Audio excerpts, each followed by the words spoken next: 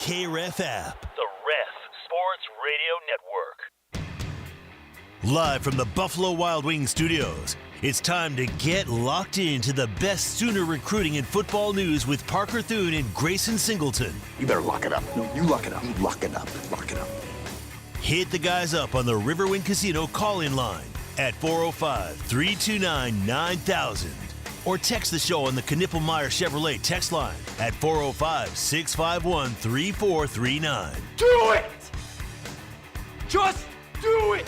Now, with Locked In, here's Parker Thune and Grayson Singleton.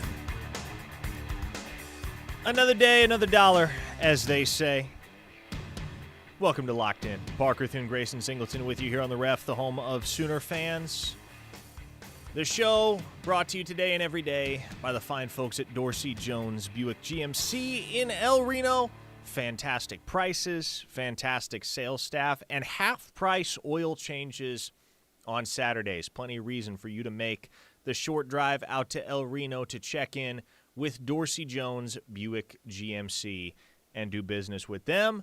For those of you that wish to chime in throughout the show on the Knippelmeyer Chevrolet text line, 405-651-3439 is the number to reach us at. Again, 405-651-3439. Now, as we get rolling here, Grayson, I realize that I meant to inquire about this yesterday, and I failed to. How was your brunch over the weekend? You know what? I just looked at the text line, and Broken Arrow Fat Boy just wrote Black Bear Diner, which, by the way, was where we went. Yeah, what'd you think? It was good. It was a hell of a lot of food, too. Yeah, that's what I'm telling you. It was good, though. I'm telling you. Black Bear Diner, that's where it's at. That was one of the 3 or 4 recommendations I gave to Mr. Singleton here when he was asking me and Tyler McComas about brunch and ideal brunch spots. Last week, I recommended Black Bear Diner. What did you order? What'd you get? I got the chicken fried steak omelet. Oh, hello. So calories galore. Yes. By the way, I didn't realize their biscuits were the size of cinder blocks. Yes, they're enormous. But no, she was the one that actually recommended that. I was going to get something else. Really? She's like, "Oh, did you see that?" I was like, "Say less." Okay, so she wants you carb loading, I guess. Yeah. We were talking about, I think a couple of days ago, we were talking about how like what weight I'm trying to get up to before I go cut down for the summer, and that really intrigued her. Let's say that. Interesting. She like a nutritionist or something? Well, I mean, she's a nurse, so okay, got you. Like that's part of it, but I think she just likes that I work out. So you're trying to bulk up and then cut down in the summer. Yeah, you know the whole bulk cut transition that you do. So like bulk in the winter and then cut afterwards. So right now I'm just under my goal weight before I cut. So I'm trying to get up to 195, and then I'll cut down probably back to 180, maybe a little bit under. Love the it. Summer. Chris in Tulsa says the biscuits are why you go to Black Bear Diner. See, totally. Amen to that. Totally didn't know, but I found out, and they are amazing. Tim from Nebraska. See, this occurred to me because we were talking about Cracker Barrel at the end of last hour. Yeah, Cracker Barrel's good. Me and Steely. I haven't been to Cracker Barrel in almost 5 years. Neither have I. Tim from Nebraska apparently has never been to Cracker Barrel. You might want to go. Maybe. I like bang for the buck. Cracker Barrel's pretty solid. But glad to know the brunch experience went well. Mm-hmm. Glad to know you enjoyed Black Bear. It's a regular staple for me and my wife. We go to Black Bear every so often. Always a good time. Always a good plate of food. Monster Truck Guy says, I will think about nothing but chicken fried steak omelet until I have my moment. Yeah, I've never had that. To be honest, I didn't realize that was a thing. I knew they had chicken fried steak. I knew they had omelets. I did not realize there was a chicken fried steak omelet. See, the first thing that caught my eye was the chicken fried steak. And then she mentioned the chicken fried steak omelet. I'm like, no, where did you see that? And she pointed it out. I was like, okay, that's what we're going to go with. There you go, folks. Talking breakfast food, talking OU football and recruiting, solving all of society's problems. That's what we're here to do. We can solve those problems later. But for now, the poll question for those of you that tune in on YouTube every day. the poll question of the day is, do you think it's wise for Oklahoma to try and take 2 quarterbacks in the 2026 class, which is a prominent point of discussion right now and will continue to be as Oklahoma recruits Bo Bentley, the signal caller out of Salina, Texas. Now, as we discussed yesterday, brand new Rivals 250, so new recruiting rankings in the class of 2026. Bo Bentley debuts in the top 250 for the very first time. So Oklahoma has the potential to add 2 top 250 overall prospects at the quarterback position and 2 of the top 20 signal callers in the nation. You have Jaden O'Neal committed. They are trying for Bo Bentley. Will it happen or not? That is to be determined. Nothing is imminent there as far as I am aware. He wants to get out, wants to see some schools, wants to thoroughly evaluate all his options.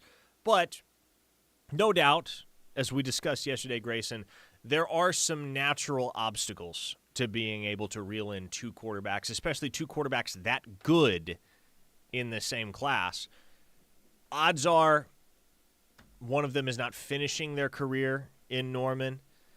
And certainly there's a very real chance that you don't even get to signing day with both of them still locked in. So it's something Oklahoma is trying for with Bo Bentley specifically. And as I mentioned yesterday, I think if they don't wind up landing Bentley, they'll just call it good with Jaden O'Neal and won't feel the need to go grab a second high school quarterback. Unique circumstances with Bentley, lifelong Oklahoma fan. There is a compulsion there to wear the crimson and cream as to whether it wins out in the end over offers like Ohio State or even Texas Tech, which is a school that has a ton of money and that would really, really like Bo Bentley. We shall soon see. But I will say this.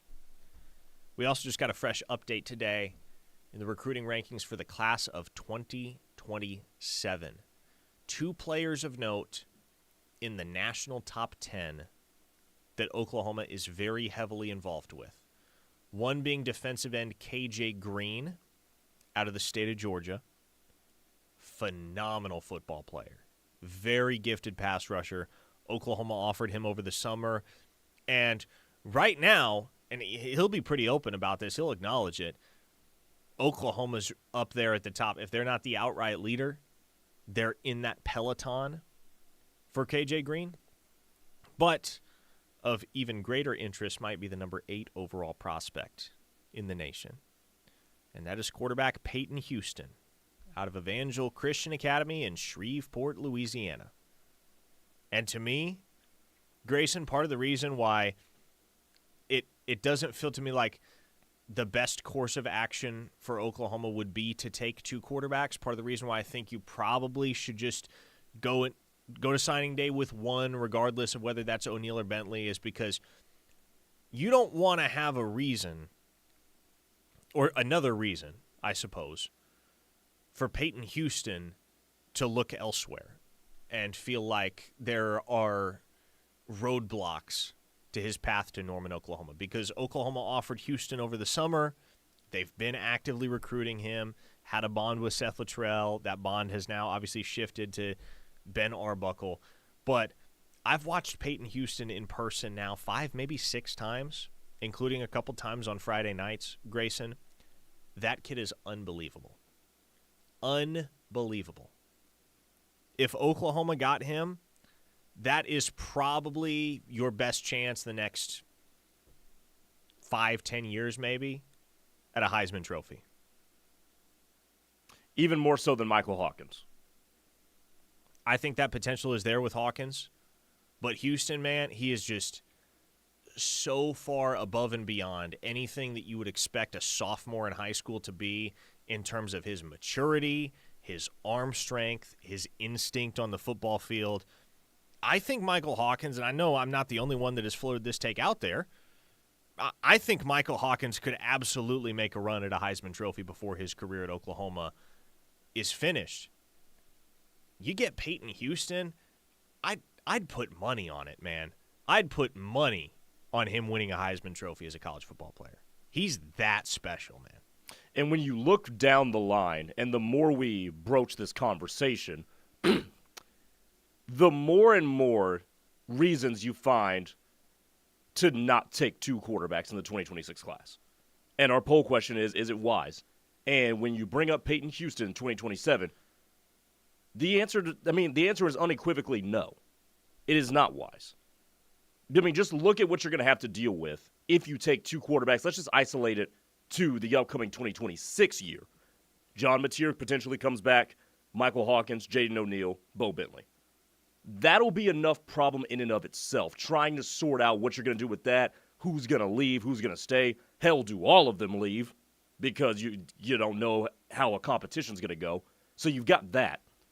And then that probably would serve as, like you laid out, a roadblock for Peyton Houston to come in, which, by the way, it already seems like you have a leg up on. So if you're looking down the long term, remember, only one of these guys plays at one time. So if you're looking in the long term, you're basically trying to say, we're not going to scare off this guy who we've already built a rapport with. Mm-hmm. We're going to try to keep the guy we want happy. The course of action I would take, figure out which one you want. Yes, Ben Arbuckle inherited Jaden O'Neal. Maybe he likes Jaden O'Neal more than Bo Bentley. I don't know.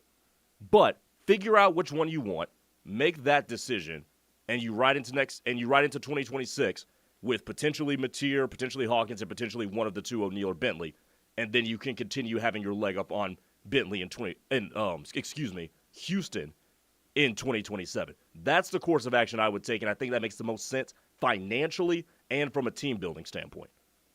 Nick in Sepulpa asks, what type of quarterback is Houston? Best way I can describe it, and this is kind of going to sound like a knock to some people, promise you it's not. He's like a store-brand Kyler Murray. Because Kyler Murray is without parallel. Kyler Murray probably will never have an adequate comparison in the sport of football. He is one of one. Yes. And the reason being is because with everything that he is as a quarterback, as far as the arm talent, the processing, the decision-making, the accuracy, all that stuff, he's also one of the absolute shiftiest runners that the sport has seen in this century. And so Peyton Houston isn't quite that fast, not quite that shifty, but you watch him play, there's a lot of Kyler Murray in his game. There's a lot of Kyler Murray in his game. He like Kyler, is not that tall. I mean, Kyler's short. I don't remember what Kyler measured in at the combine or what his official listing is. I think it's 5'10", which he's shorter than that. He may be closer to 5'9" than 5'10". Like, Kyler's short. Peyton's not short.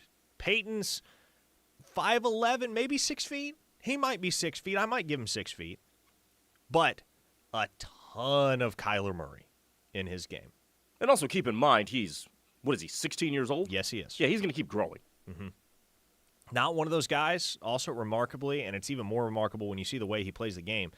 So many guys these days have reclassed or been held back at some point to basically give them an extra year of high school football. You know, a lot of these guys are graduating at 19, even 20 at times. Yeah.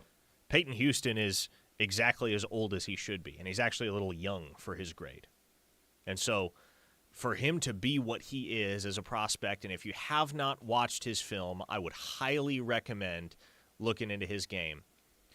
Man, I am just absolutely bullish on what that kid is going to be, and I think Oklahoma is in the best spot right now in his recruitment. Now, it's not to say that can't change. LSU's involved. Texas A&M is involved. Texas is involved. LSU, it seems, would rather have another highly regarded quarterback in the 2027 class that also happens to be from the state of Louisiana, in Elijah Haven, who, according to some services, is the number one overall player in the class and is from Baton Rouge, so that fit makes a lot of sense. Sure. I would rather have Peyton Houston than Elijah Haven. That's not too terribly hot of a take, but the four schools that have really made an impression thus far are LSU, Oklahoma, Texas A&M, Texas, but with the knowledge that LSU would probably rather have somebody else in that in-state crop as their quarterback in the 27 class, that clears the floor a little bit, presumably, and narrows the competition for OU. You get the hometown team out of the way. You just got to worry about Sark, man.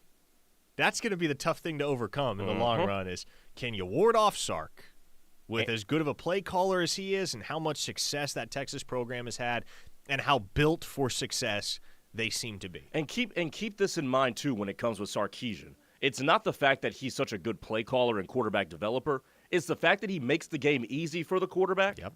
I mean, how many times did Quinn Ewers throw somebody who was just butt naked open?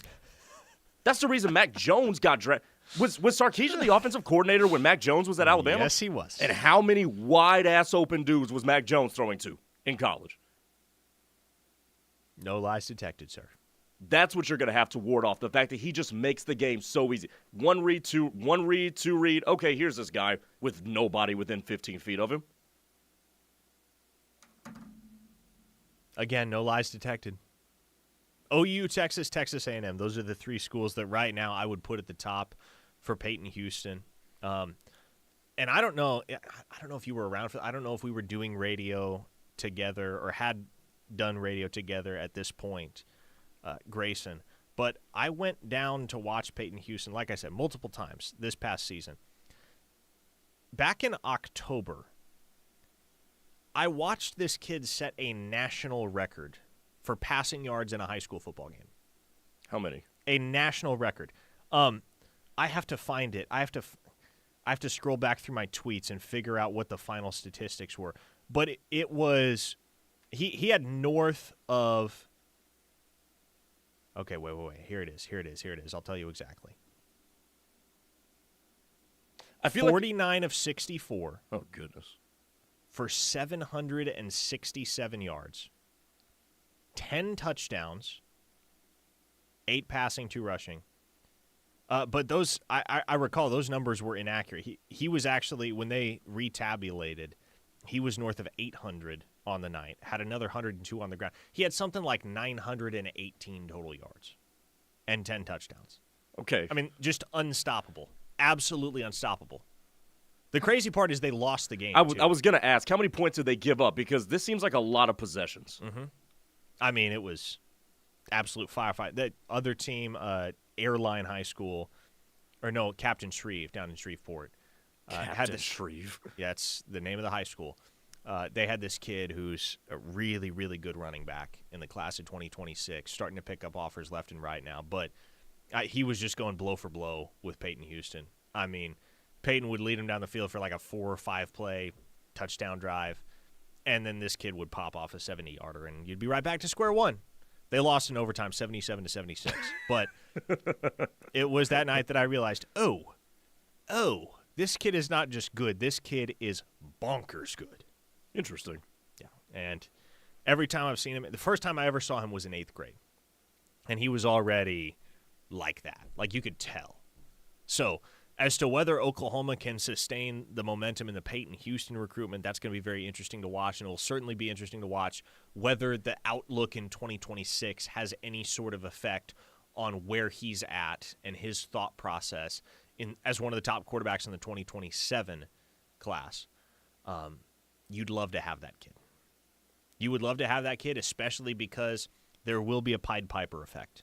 If you were to land his commitment because he has grown up playing some ball with some of the absolute best high school football players in the country. Boobie Feaster among them, who's originally a native of Louisiana, obviously the number 1 wide receiver in the 2027 class. Landon Williams-Callis, a 2027 running back whose nickname is, and I kid you not, Black Jesus. Oh, dear. That is his nickname. I'm not going to lie. I expected something a lot worse. Really? Yeah. Anyway, that kid's ridiculous. Boobie Feaster's ridiculous. Across the Mid-South, so many of these top 2027 and 2028 kids are kids that would love to go play college ball with a quarterback like Peyton Houston. So he's scheduled to visit Oklahoma right now, next month, March 8th, for the Sooners Future Freaks Junior Day. Going to be interesting. Still got to get a feel for how exactly he's going to click with Ben Arbuckle. Arbuckle did visit him in person, or was planning to visit him in person. But he gets on campus. Who knows, man? I do get the feeling that recruitment's going to end early for one of these schools involved. Could that be Oklahoma? We will see. All right, folks. Keep filling it up on the Knippelmeyer Chevrolet text line, 405-651-3439. Back on the other side, it's Locked In. Parker Thune and Grayson Singleton with you on a Tuesday. Keep it right here. Hey Sooner fans, this is Jaron Kanik, and you're listening to The Ref, the home of Sooner fans. This is Mark Van Hoos, owner of Van Hoos Fence. Van Hoos Fence has years of experience and proven superior performance, kind of like a certain head ball coach. We know Van Hoos Fence offers the best value and service for your residential, commercial, or sports fencing needs. Whether it's a new install or repair work, let Mark and his team at Van Hoos Fence be your trusted resource. Call us today at 405-735-1167. Save yourself from Googling it up. Go to vhfence.com. They will work with you in a great way. Fall in love with OKC's favorite casino. Because at Riverwind, we've got it all. Grab a bite at one of our many restaurants. Or sip and spin at our high-stakes area. And the Showplace Theater at Riverwind is the hottest spot for live music. Shoot your shot at our $80,000 Cupid's Quest giveaway. For the best gaming and unforgettable entertainment. It's gotta be Riverwind.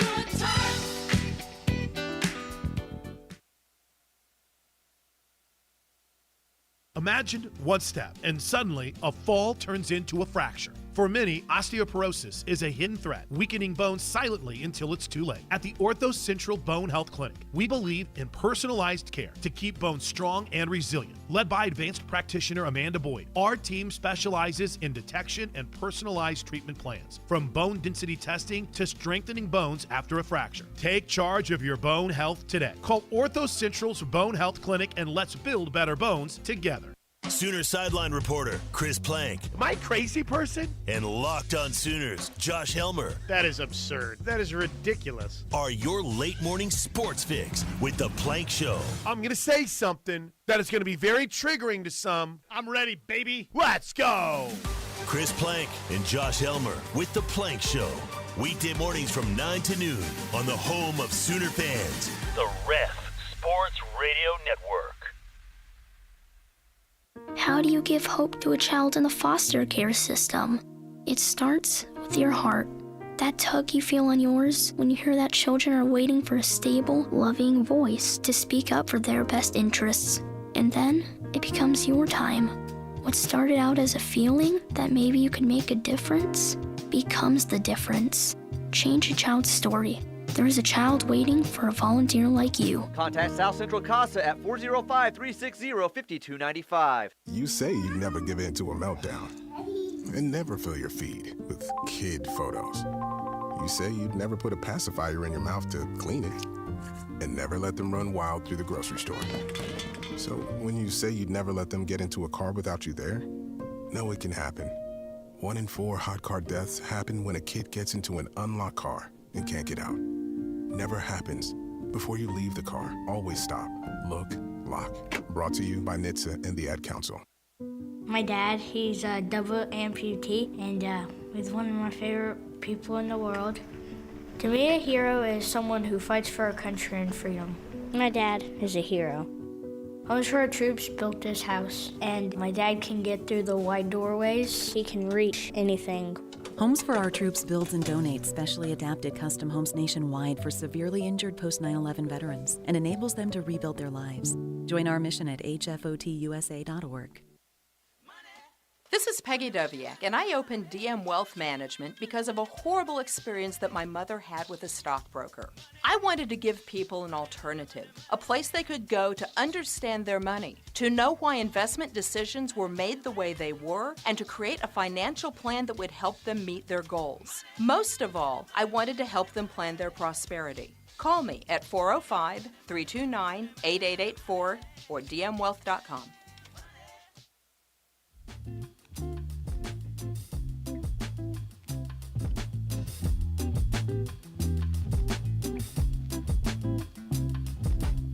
What a relaxing vibe. I know, right? I'm down with it.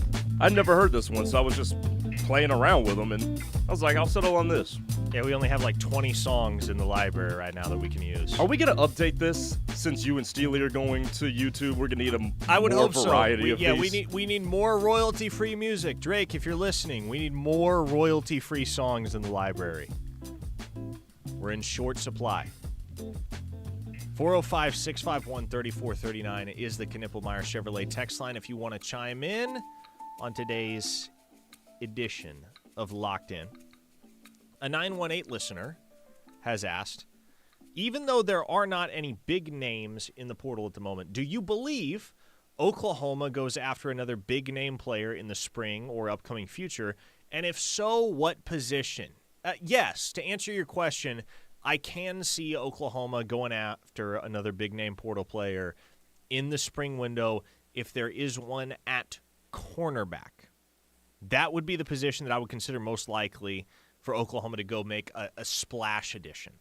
Because if we go back a couple months, it was, I believe, 2 months ago to the day, December 4th, that Ethan O'Connor visited Oklahoma. And the expectation for some time was that he was going to wind up a Sooner. And I happen to know the number that Oklahoma was willing to pay Ethan O'Connor, that they had on the table for Ethan O'Connor. The final number, after they increased their offering 3 different times in an effort to land him, Grayson, it's far more than he's probably worth. I'll say that. And Miami paid well above and beyond that number to land his services. So beauty's in the eyes of the beholder. Exactly. You're just gonna you'll let Miami have that one based on the amount of money, and I'll say it was north of 7 figures. The price that Miami paid for one singular cornerback was north of 7 figures, and so at that point, yeah, okay, you're bowing out because it just doesn't make any sense. It is not fiscally responsible to invest that much money into one cornerback, and Oklahoma didn't. They backed out. They said, hey, you know what? You go ahead, take your talents to South Beach. We will look elsewhere. Now, the unfortunate part about the O'Connor recruitment is that it dragged out so long that by the time they realized, oh, shoot, we're not getting this kid after all, he's going to freaking Miami, the portal was already closed. He didn't make his decision until the new year, sometime in early January, if I recall correctly. And so at that point, you really had no option but to wait until the spring window. And so if there is a premier cornerback on the market, Grayson, I would expect Oklahoma to make a play for said cornerback, especially with the knowledge that they were willing to shell out that much money. And, like, again, if the final number for Ethan O'Connor at Miami was north of 7 figures, I think you can kind of put 2 and 2 together as to the ballpark range that Oklahoma was in with their offer to Ethan O'Connor. And so if you had that earmarked for a cornerback, you're going to be able to make a hard push for somebody that pops in the portal at that spot. There's 2 things here after you bring all of that up. One works for you, one works against you. The one that works for you is that now you know, okay, we've got this money to pay another corner, and there's probably not going to be a corner of Ethan O'Connor's caliber that's available in the spring portal window. I think we can be pretty. I think we can be pretty confident in that. That a corner of Ethan O'Connor's caliber probably won't be available in the spring. Number 2, the thing that works against you potentially is that now everybody else knows how much you were going to pay Ethan O'Connor, which means now that you're dealing with these things called agents that you hate dealing with, they can drive that price up because they knew you were going to pay it for somebody else. That's how negotiations are going to work, even if that corner is nowhere in the stratosphere of Ethan O'Connor. So I agree with you. That would be the position they need to go after. Do you think? Because I don't think you can go into the season with Eli Bowen and, for what it's worth, an often injured Gentry Williams as your only 2 reliable outside corners that have any experience. Exactly. That's why you go for a corner. We've talked ad nauseum about linebacker depth. Do you think they go after another one in the spring? Would be my question to you. I think that's very much a possibility. I think corner is what the program considers to be more of a need right now because of the uncertainty surrounding Gentry's ability to stay healthy, which, yeah, you hope that guy's healthy, and if he is, man, he's a menace, always has been when healthy. But he just has not been able to be consistently healthy for the entirety of the time he's been at Oklahoma. 3 years now that he's been wearing the uniform. And if it's not one thing, it's another. Not his fault, just one of those things that happens. But even so, you can't necessarily bank on having 12 games of Gentry Williams. You have to have another reliable option that you can plug in. I will say this. I will go on record with this prediction. I think Oklahoma has another freshman cornerback right now that is going to contribute, and contribute in a substantial manner for Oklahoma in 2025. Not necessarily to the extent that Eli Bowen did a season ago, but I think Cortland Guillory is going to ascend the depth chart rather quickly at OU. That kid is good. Very technically sound, very athletic, very tough, nasty in the way that he plays the position. And so that's a guy that I can very much see working his way into the rotation as a true freshman. Jacoby Johnson's still hanging around. You got Davon Jordan in the mix. Jeremiah Newcomb is a year older. He redshirted this past year. There's still some growth that needs to happen for him. But there's depth at cornerback. There just isn't proven depth. And so, again, cornerback, to me, based on the conversations I've had, feels like the position where the program feels they need somebody more than any other. That is the position where it feels like they need to make an addition. An experienced, proven addition. Here's the thing I would say to that. In terms of Cortland Guillory, do you see him making an ascent and even an impact in the way Eli Bowen did? No. Okay. No, like I don't expect him to be Eli Bowen. Okay. The reason I asked that question is because look at the wide receivers you're going up against this year. Auburn's going to have some really big dudes, even though they lost some guys. Nick Anderson, Barrios. Yeah, you got to defend Nick Anderson this year. That's not going to be fun. Got to defend him and all the other receivers LSU brought in. Alabama's going to have dudes. Texas is going to have dudes. Matthew Golden might be one of the top 5 returning wide receivers in the country next year. Those dudes have size. So what I'm getting at here is the reason why you have to bring in a corner is because do you want to roll out a bunch of unproven talent and unproven very young talent too in the case of Cortland Guillory? He's 6 foot, 175 pounds, not bad size. Yep. But do you want to roll him out against a lot of those SEC receivers when you're playing the creme de la creme of the SEC for most of this SEC schedule? I'd be a little hesitant to do that. So that just underscores the point of you got to go get a corner. And you got to land one. And it also ought to be pointed out that for all that he is as a cornerback, and I love him as a football player, but Eli Bowen is 5'9", and there are constraints that come with that. We saw that in Columbia, Missouri, when Theo Weiss went up and over him for the game-tying touchdown. Lost him. Yes. That's going to happen because he's going to be giving up 6, 7, maybe 8 inches to some of these receivers that he is lining up across from. And so, like, say, for instance, you get to November and LSU comes to town and you have a quarterback who is probably, I would consider the top returning signal caller in the SEC in Garrett Nussmeier, who, he can place the ball. He can throw to a spot. He can throw with some remarkable accuracy. And you got a guy in Nick Anderson who's 6'4". Is Eli Bowen the guy that you would ideally like to have matched up against Nick Anderson when you know you have a guy in Garrett Nussmeier that can put a dot right up over top of Eli Bowen if push comes to shove the way that it did in Columbia, Missouri for Drew Pine and Theo Weiss? I'll give you the answer. The answer is no. Exactly. And there is where you either need a healthy Gentry Williams or you need a transfer addition with some size. Yeah. And, when we say size at cornerback, really all that means is getting somebody north of 6 feet tall. Because you're not going to see many 6'2", 6'3", 6'4" cornerbacks out there. And there's a reason for that.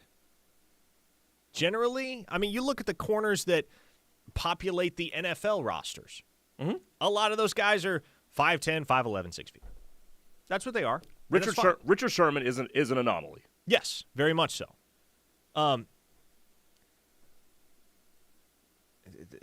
Did you say Matthew Golden's name or did I? No, I did, and Okay, I also totally was unaware he declared. I missed that. He did declare for the draft. I didn't realize that. Yeah, he's out of the picture next year for Texas. Oh, Texas. That's good. I knew Isaiah Bond was gone. I didn't realize he was too. The whole wide receiver quandary for Texas is going to be interesting to see how they manage that, because obviously not only do you have a bunch of their key contributors graduating, but they got some pretty good dudes behind them. Well, they do. Ryan Wingo's still around. I mean, that's going to be threat A1. But I think by 2025, a lot of folks down around the 40 acres were probably counting on Jonte Cook being the next man up, the dude, and he's got bigger issues right now. Yeah. He lasted, 2 days at the University of Washington? Yeah. And I guess I just saw this on my Twitter feed last night. He got arrested in Fort Worth for something or other. I didn't see the whole sheet with the charges, but yeah, he's got bigger issues than football right now. 405 listener says, there's no chance Nick Anderson is still on the field by the time we play LSU. That dude will be hurt and done for the season. What do you want to bet right now? I'll make a bet with you. I'll make a bet with anyone that Nick Anderson is healthy and active for the OU LSU game, because I hate this misconception. Like, put your money where your mouth is. I hate this misconception that a guy like Nick Anderson is injury prone because he got dealt a crappy hand and had to deal with a pretty significant injury for the entirety of the 2024 season. He stayed fully healthy and was a problem for Oklahoma in 2023 at the wideout position. Freshman All-American. And, yeah, he was battling little ailments here and there as a true freshman in 2022, but that was a year where nobody really expected much of those two true freshmen, Nick Anderson and Jaden Gibson, anyway. I mean, you still had Marvin Mims anchoring that receiving corps. So the injury-prone label is all too easily thrown around. There are some guys where it makes sense to slap that label on them. I think, in all fairness, Gentry Williams probably deserves the injury-prone label at this point, because we have not seen him stay healthy for a full season at Oklahoma. You have seen Nick Anderson stay healthy for a full season at Oklahoma. And I'm willing to wager that what happened last year for him at Oklahoma is not going to be repeated at LSU for a great many reasons. So if you want to put your money where your mouth is, I'll make a wager with you, and I will bet you Nick Anderson is healthy and active for the OU LSU game. Wait, hold on. Let me know. Hold on now. How much are we putting on this now? However much he wants to. He can let me know. Chris from Knoxville says LSU has the powers of voodoo. Nick will be playing, and we better buckle up for it. Yeah, you remember when Garrett Nussmeier left the game briefly against Oklahoma? I thought his shoulder was shattered. He looked like he was in a lot of pain. Went back to the locker room, came back out. He was better after the injury than he was before. Yes. Yeah. That was the dumbest thing I'd seen probably all college football season. Baton Rouge voodoo, folks. It's real. Alan M. on the YouTube chat says, Jacoby Johnson has no chance to help third year. No, Jacoby Johnson obviously has a chance to help. Yes, he's going to be a true junior. He's probably the third cornerback right now as it stands behind Eli Bowen and Gentry Williams. And how do you feel about that? If we're talking sheer ceiling, he might have the highest sheer ceiling in the cornerback room. It's just, for him, I think what really put him in a compromising situation was the experiment at wide receiver midseason. And that kind of had to happen to an extent. We were clamoring for it. A lot of people were clamoring for it just because Oklahoma was so rail thin in that wide receiver room. You had to give it a try. It didn't really go anywhere. With a full offseason and a full actual season to just concentrate on getting better as a cornerback, I do think Jacoby Johnson's going to give you something. I trust that. Okay, keep texting. 405-651-3439. That listener says $50 says he doesn't play the whole season. I'm not talking about the whole season. Stuff can happen. Dude can get a concussion at some point. I'm not saying that's out of the realm of possibility. But I'll bet you whatever you want to bet that he is available and active for the OU LSU game. Let me know. 405-651-3439 is the text line. Stay here. It's The Ref. This is four-time national championship OU women's gymnastics coach KJ Kindler, and you're listening to The Ref, the home of Sooner fans.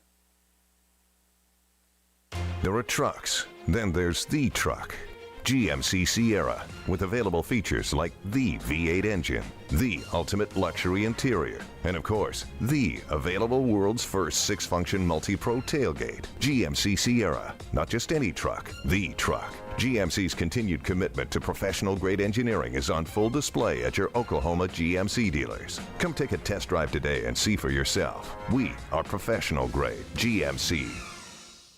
Did the recent storms damage your home and roof? Call All American Roofing today. All American Roofing has been repairing and replacing roofs for over 40 years and is a second-generation locally owned roofing company. They are also a Google guaranteed contractor and offer free inspections. Our roofers are GAF Master Elite contractors with a BBB A+ rating. Call All American Roofing today at 405-787-0400. All American Roofing, the best roofing company in Oklahoma. 405-787-0400.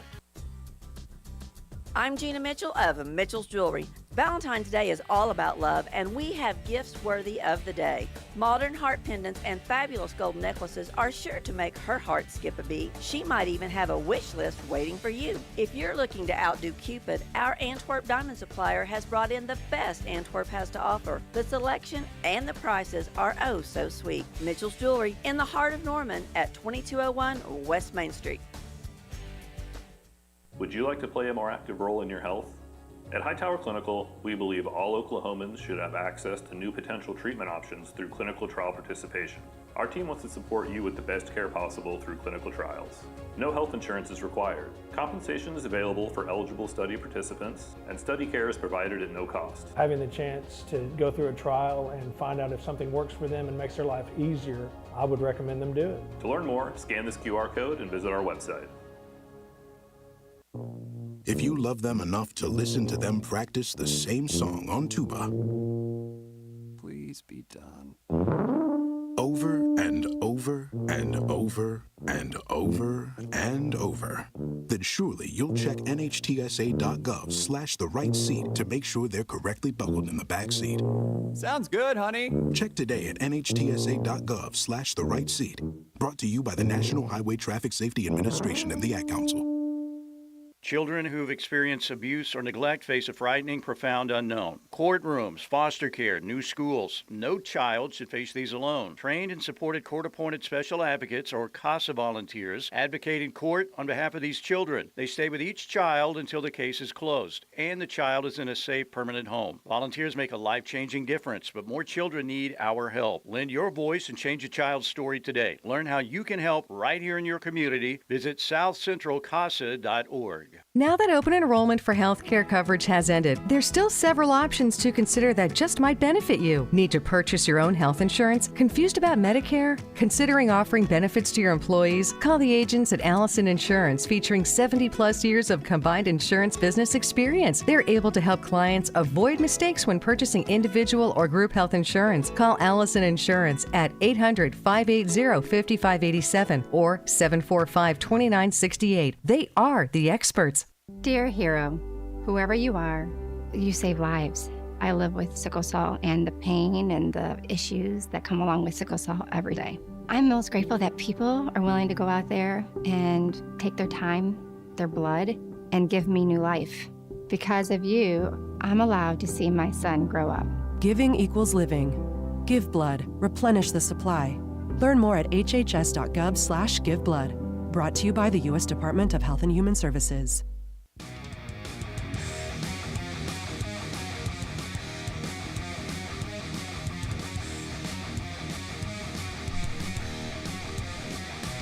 Back to wrap up here on Locked In. Parker Thune, Grayson, Singleton with you on the Ref, the home of Sooner fans.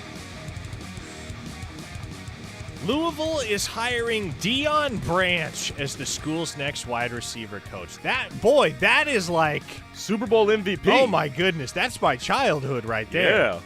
I saw that day. I was like, come on. Deion Branch is back in the game. Let's go. Of course, I don't know what he's been doing. I'm sure he probably has been coaching. I doubt wide receivers coach at Louisville is his first gig. Wait, what? He was the interim head coach at Louisville? How did I not know this? He was? Okay, he was the interim head coach for Louisville's appearance in the 2022 Fenway Bowl after Scott Satterfield left for Cincinnati. So it was a one-off. It was one game. They won the game, though. So Deion Branch is 1-0 as a head coach. That's crazy, though. I guess he's been on staff with Louisville. Director of Player Development was his title, but now he's going to coach the wide receivers. So Deion Branch. Did he go to Louisville? He did. Okay. He did go to Louisville. Yes, sir. What was this text I wanted to get to? Oh, yeah. Denver from Indiana. Denver from Indiana sent us a text and said, I just started listening to KREF in December during Mateer's recruitment. Got addicted to it. I don't know the background. Grayson is a Pokies fan. How did he get to a Sooners station? I like listening to him, and he does play a good devil's advocate. I couldn't work for a Rivals Radio. I salute you, sir. I got here because I call games on the high school streaming site. That's how I got there. And I just happen to be good at doing this, too. I think that is the short way of putting that. But yes, I did graduate from Oklahoma State. Is he a plant? We may never know. I don't think so. If so, he's a pretty convincing plant. But he may be a plant. I miss that dialogue. that dialogue was good. Let's see what else we got on the Knippelmeyer Chevrolet text line. Drew from Plymouth says, will Jeremiah Newcomb be the fourth corner? I mean, he has to be ahead of incoming freshmen on the depth chart, right? If I had to rank him right now, the guy that I would have fourth on the depth chart at cornerback would be Davon Jordan over Jeremiah Newcomb. But again, I think the guy that could throw a wrench in everything as far as the depth chart is concerned would be Cortland Guillory. I think he has day one potential. We'll see what it looks like when the pads come on. Love that kid, though, and think he was criminally underrated. He's been very impressive in testing so far as well, from what I've heard, which obviously you take that with a grain of salt. It's like you can't even bring up impressive testing numbers anymore to some people because Bauer Sharp tested really well also, and look what happened to him. He was useless. It's like, can we just let ourselves be happy? Can you let yourself be happy and impressed when you find out Elijah Thomas is crushing it in pretty much every metric? Like, can you just be excited about that? It doesn't mean he's going for 1,500 yards this fall. No one is saying that. What they're saying is he's a superior athlete. Can you just take that for what it is?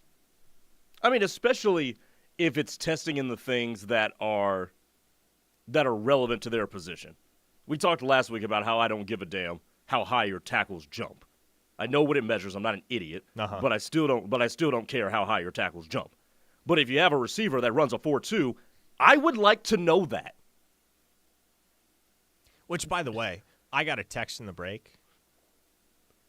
Apparently PJ Adibawara, the guy that has had a ton of struggles adding weight his first 2 years on campus. Talk to me now. Well-documented struggles putting on weight. Yeah. He's north of 265.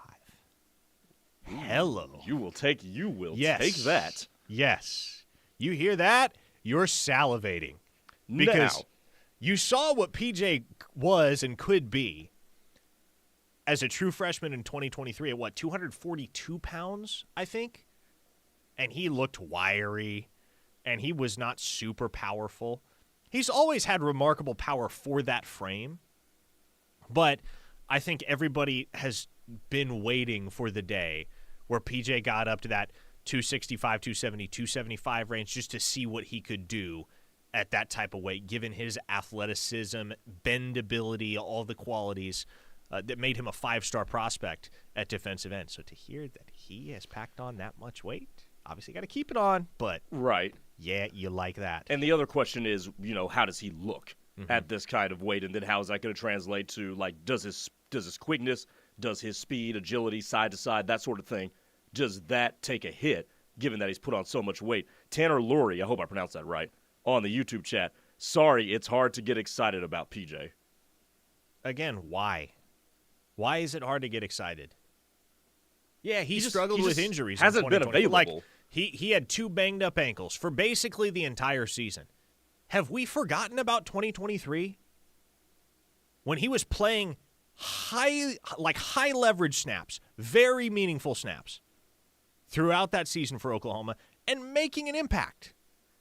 He was playing late, like he was on the field for the final drive of the OU-Texas game. That's how much faith they had in young true freshman Adepodju Adibawere. I love it when you use his government name. Have we just forgotten what he was in 2023 as a true freshman? Have we just forgotten that he was playing and was making an impact before struggling with those ankles in 2024? Like, I hate when we let one injury-plagued year completely shift our perception of what a guy is and can be. Nick Anderson, whom we were just talking about, is another great example of this. Oh, yeah. He's hurt all year. Oh, he's injury-prone. No, he's not, man. He got dealt a really crappy hand. Mike in Sand Springs says, how much weight were you whispering when you said it? Sorry, he is north of 265 pounds. Full volume there. Mike in Sand PJ is north of 265. Mike in Sand Springs also said that I might be a Russian spy. I don't think Russians get down with people that look like me, so no. Or maybe that just makes you the most likely candidate. That's a good point. That's like most likely because it's the most unlikely. That's like if Switzerland sent me somewhere.